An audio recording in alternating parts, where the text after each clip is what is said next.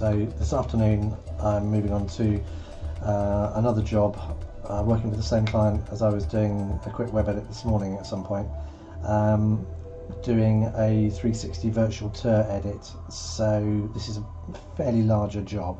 So if I just open up my 360 software, okay, I suppose firstly it would help to explain what a 360 actually is. Let's just have a look and see. I was just looking at this a few minutes ago. So if I come back to the home, so this is a 360 virtual tour.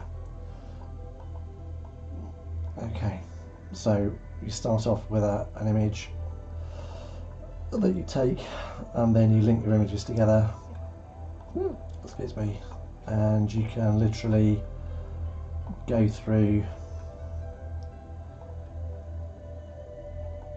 their library, fantastic ceilings and so on.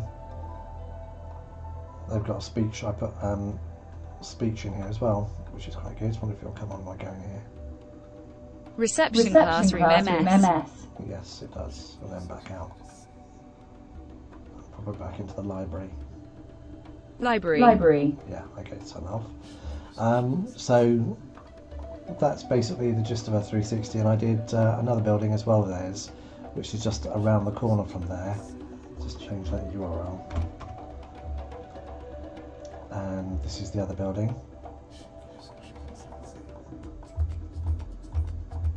That's the BBC building just there on the opposite corner, just down there in London. And we go through. And into their science lab. Science lab. Let's turn off that text. And then we can use the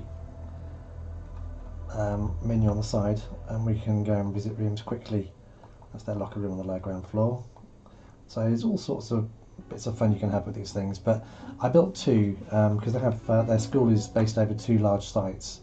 So I built two separate virtual tours, and we've developed a method of doing like a Zoom meeting type thing within. So if I go here, live guided tours, I accept, yes I do. I can basically connect myself up, and so the headmistress or somebody that wants to show a parent over the school or whatever can actually pop up pictures of themselves and the person that they're showing over, and then conduct the virtual tour via this app, and it's absolutely fantastic. But because we're doing that, it was then a difficulty because having two separate tours, you had to then log off from doing a virtual tour of one, log on to the other, and it just started to really rain outside my office. And so what we've decided to do is to combine the two virtual tours, take out some of the hallways and inner hallways of the school because we had a very full tour going on, and condense it down to the main rooms and features of interest as we go along. Let's get rid of that menu on the side. So let's just get rid of that. So that's basically what the 360 tour is all about. I have to learn lots of software doing what I do, but this has been one of the most fun of all. This is something that I've spent a long time over the last couple of years really getting to grips with and doing a bit of developing onto it as well, and got it working really, really nicely. So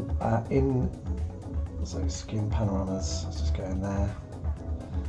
Right, my tours, publish, that's what I wanted. So this one building had, I think there's about 50 or 51 images in here that you go through. So go into that one and so on. That's a classroom, and that's the inner hallway downstairs. Then we've got, where's the hallway? There we go. The hall, main hall, and so on. And my job is to actually go out. I take the pictures. I then edit the pictures to make sure that they are bright and cheerful and how they should be. We do lots of Photoshop, so that if there are things missing, or there's maybe a cable hanging down that shouldn't normally be there, you can Photoshop all of that out.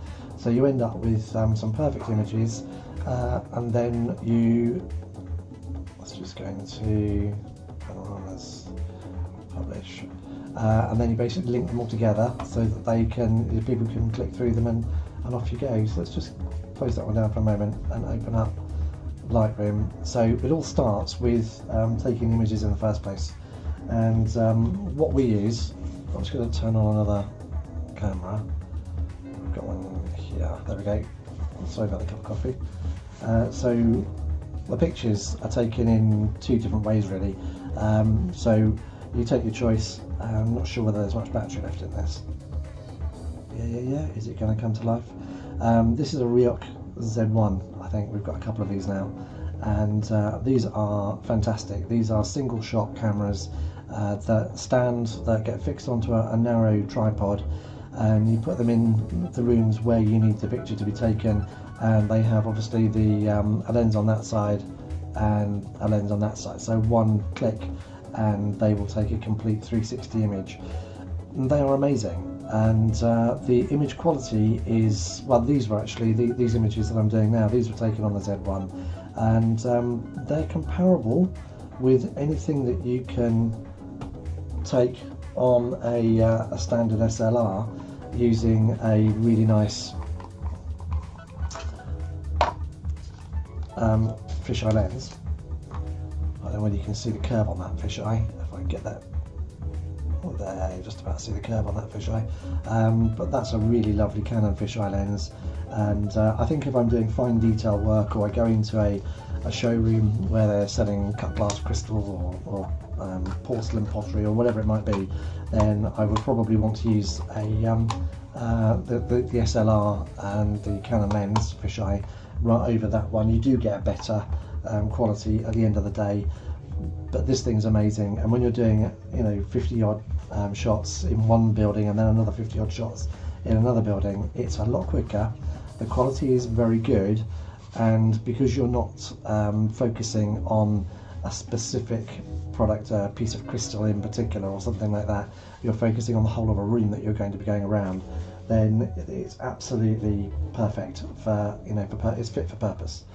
So anyway, here we are in Lightroom. The other thing I like to do with both cameras is take HDR images, which are high dynamic range images, and I'll explain HDR images in a minute, but I'm just about to show you kind of how that works. So at the moment on the screen, if I get rid of this extra image there and go back to this, you can see I've got a very underexposed image, and that was one of 5 images that I took with the Z1 with one click, and it takes 5 images at different exposure levels. So it takes the first image, which is very underexposed, the next image, which is still underexposed but not as bad, the next image, which is onto a different one there.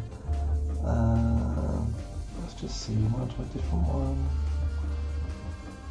Yeah, okay, so let's just make sure 1, 2, 3, 4, 5, and should be, that's right there. Okay, right, that'll do, I think. So that's a DNG, so that's a terribly overexposed. I think that's a different image altogether. In fact, am I actually on the right image that I'm after? I don't think I am. I want the second set. I do apologise. I think I want, this is the one I need. This is the one I need. Right. So I have the very underexposed image, the still underexposed image, the roughly well exposed, and then overexposed, and then very overexposed. So I've got 5 images there. And what happens is, you can see on the very overexposed, there's still some detail in the chairs, back of these chairs, and the book spines here that you can see some detail. And if you click down, you can see that we've got good detail in the sky area there and the roof buildings, and we've even got some cloud coming through. But if you took one image, you'd get one or the other. You'd either get the light coming through and bleeding everything, or you would, so you'd end up with something would be under, something would be over. But by combining an image taken at these different exposures, you then got the best of both worlds. So I've selected all 5 of them down here at the bottom, and I'm just going to merge those images, photo merge those images into an HDR. You have to be careful how you do this as well, because even clicking on these will upset the process and turn it into something different. So you do have to actually learn it and remember what you've done. And I do learn a lot of software as I'm going through things. I'm not sure whether that's done that. Has it done that? Is that it? I think that's it. Okay. Okay, I'm cool with that. So that now is the amalgamation, I believe. That's my HDR2. Right, so that is the image I want. I'm not going to concentrate much on this, but I'm just going to roughly do a quick edit. You can see there was a vague blue hue on this image. So the first thing I really want to do is just change the temperature. So if I change the temperature and bring the temperature down, it will go completely blue, it'll go completely yellow if I go up the other way. So you've got to find that happy medium, which is probably going to be around 5,000. I thought this is right balance. I just said I'm going to go just over 5,000. That's probably about where I need to be. Never touch the exposure. You set the exposure, the camera has already taken its exposure. Never really play with the exposure or contrast, they can stay where they are, but you can play with highlights. And again, I might just bring that down ever so slightly, bring the highlights down, take the shadows slightly up, and take the whites slightly up, and then the blacks, bring them down a little bit. I might just pop that highlights back up, so I want it a little bit.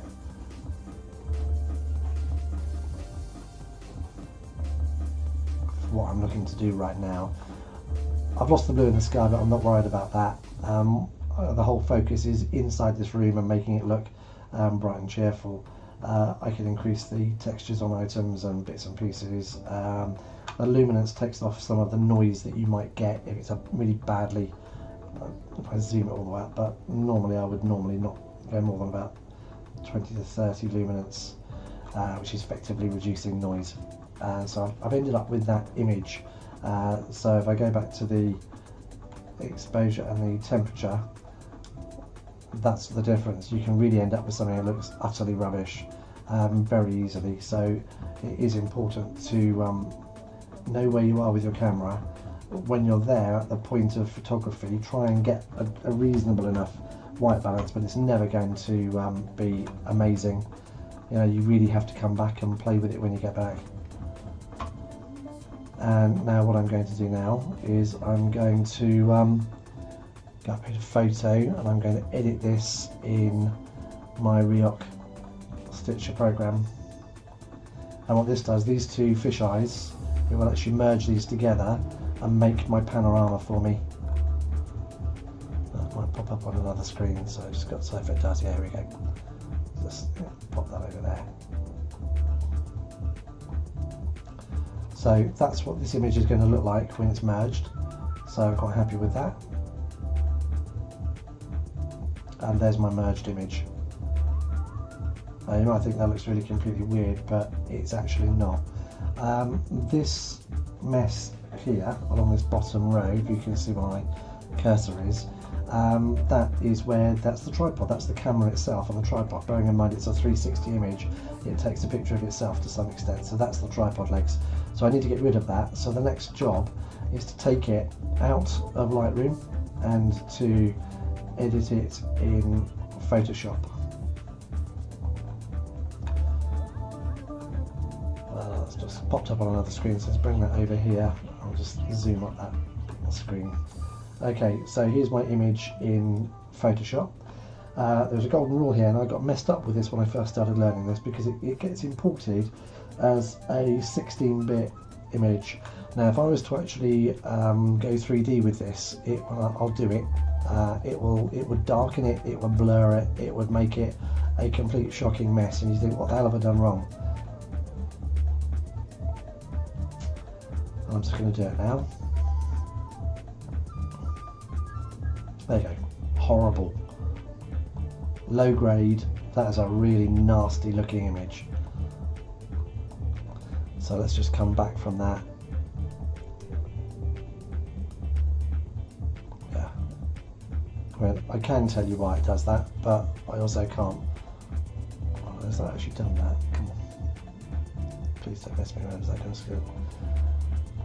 And yeah. That's because I just moved it, isn't it?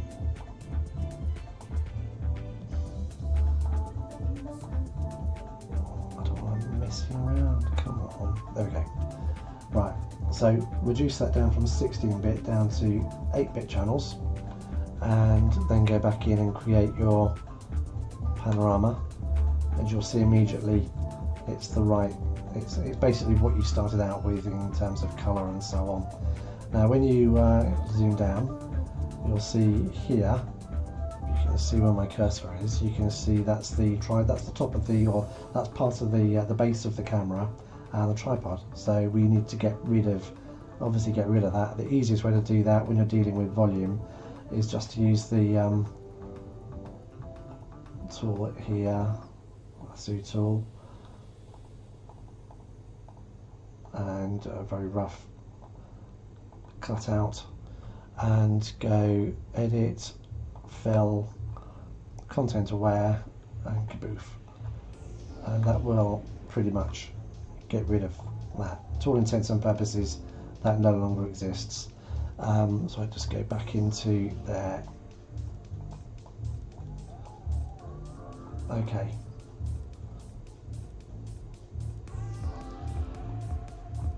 And now you can do any editing now that you need to do, but ultimately this is where we are.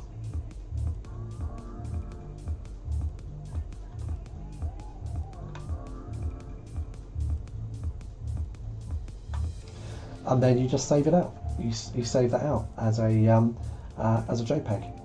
And what you end up with, I'm not going to save that one out because I'm going to actually spend some time and do it the way I really want to do it.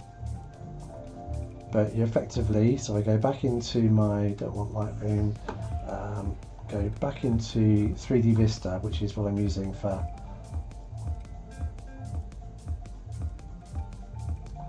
to zoom that up, and find the image, the original image, and there we go.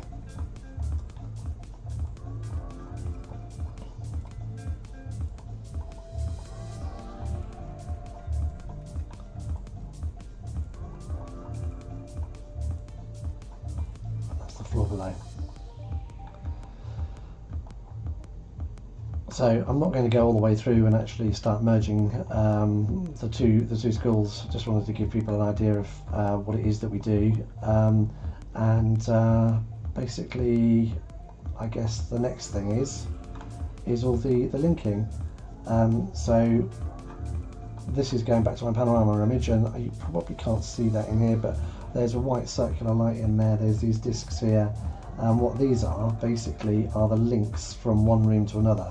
So you will add actions, add links, tell that to go to a particular next picture. So if I was to click on that one for an example, that would tell me to go to the panorama of that room in there, so that when you're looking at it live, you will go there. The easiest way to do that, to show you, is to go back to these panoramas. So yeah, I'm on it. So the same image, but this is a live 360 turnout. So we go back into, I think this is going to be the art room on this floor, and then you can go back out the art room and so on. Let's get rid of this floor plan.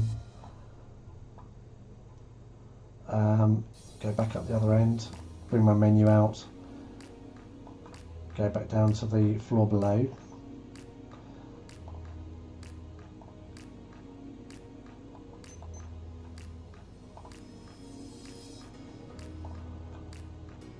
Landing. Where am I? Back. Second floor. Here we go, that's what I wanted. This is the dining hall. Absolutely gorgeous place, this really is.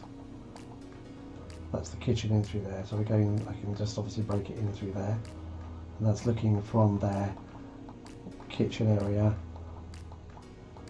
through to the dining hall again, back out into the hallway, and it really is a very comprehensive tour. When it gets into it, it's brilliant, it really is. You can use these, I mean, there's so many things that you can do with this. You could use the radars to go around and so on, go from room to room and use the radars. Use the main menu. I built this menu. It was basically a shell of a menu, so I just developed that and made it my own.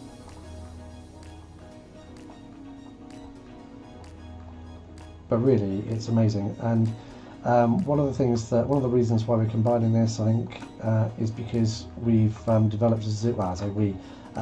It's now possible to do Zoom meetings, effectively a Zoom meeting, through this. So you end up with a picture of yourself there and whoever you're having a meeting with here. And someone's going to be knocking on my front door in a moment. You know, to do that, we don't want people having to log off one and then logging back onto the other virtual tour. So combine the two schools, make the whole process very easy.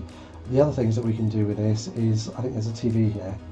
Now, just in the process of doing this across the schools, is that we can set hotspots across the TV and snippets of video that we've got of events that have gone on in the school.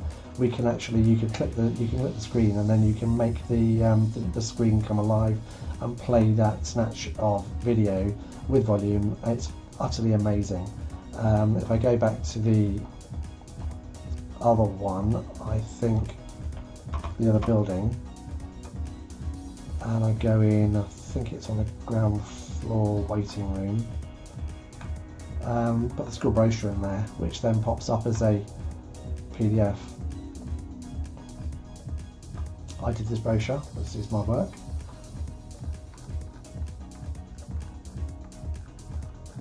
And so on.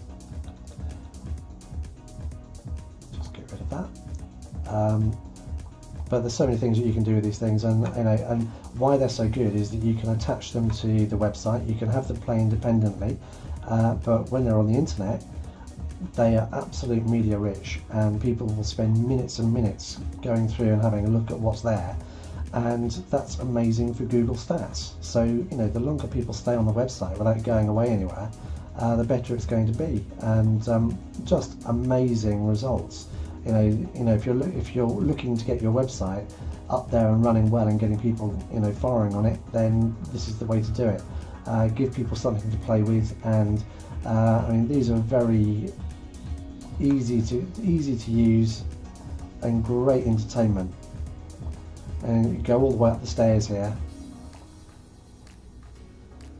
First floor, library and classrooms. I think we'll turn that speech back off. It's quite nice to have it, but it's quite annoying when it's volume too loud. All the way up to the top floor. And then they've got a marvellous sort of roof light thing at the top, up there. Just the whole place here is just amazing. And a tiny little, you know, 2-on-2 classroom. Every room has got massive screens in there. It's just an amazing place.